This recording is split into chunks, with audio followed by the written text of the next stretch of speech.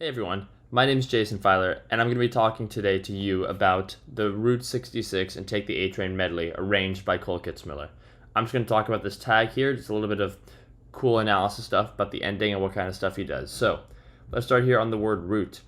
So he has this, what could be called either a C6 chord or a minor 7.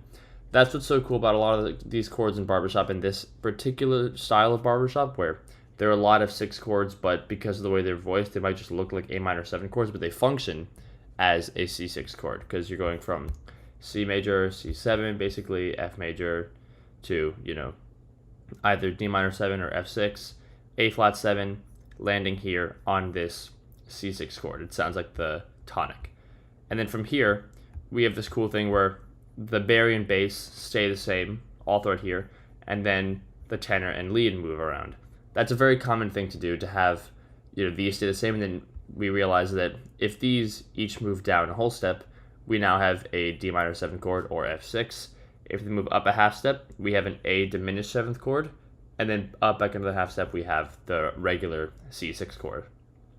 And then here we have these are just different versions of the same chord. Here we have the lead dropping below the bass, very uncommon, but that's how the melody is, and that works well because then we can have the bass and bari have the same thing, and the bass actually is the same note for all the 2 measures, and then the bari goes up when the lead takes the bari's note there. So that's all very, very common movement. And here we have this E dominant chord, very standard stuff.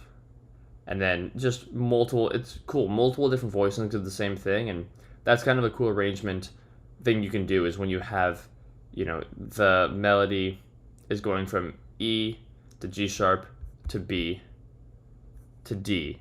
So basically, we just have like almost just 4 different voicings. I mean, they are 4 different voicings. Like 2 of them are the same in terms of the notes. Like this voicing here is the same as this one, but the difference is that it sounds different because different timbres, because different people are on different parts.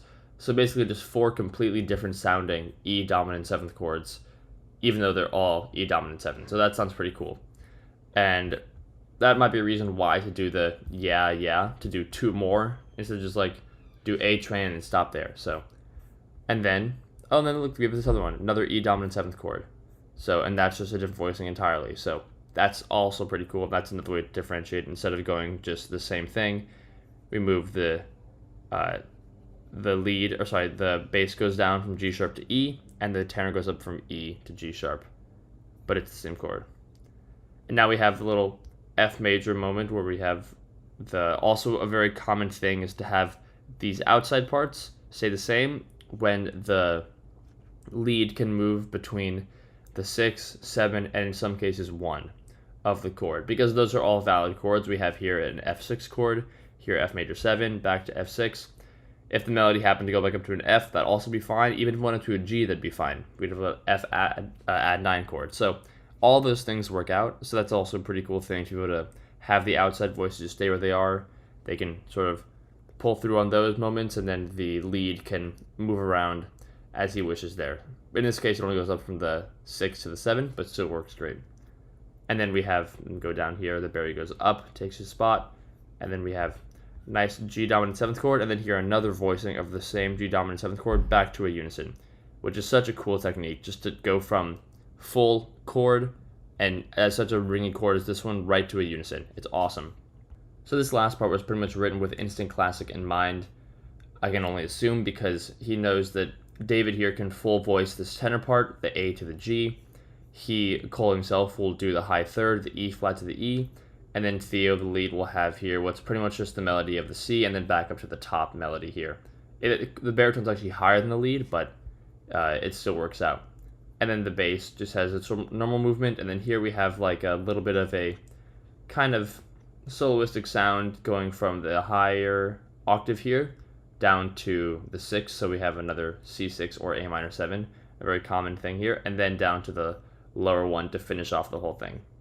So, and also just to add something, in the transcription video I made, the X's got cut off, but they are there. They're very, very high up. So the tenor is below the lead here. So that is why those are switched. So yeah, that's all I have to say about this tag of this arrangement. I hope you enjoyed it. If you want to see the performance of this arrangement, I'm linked it in the description.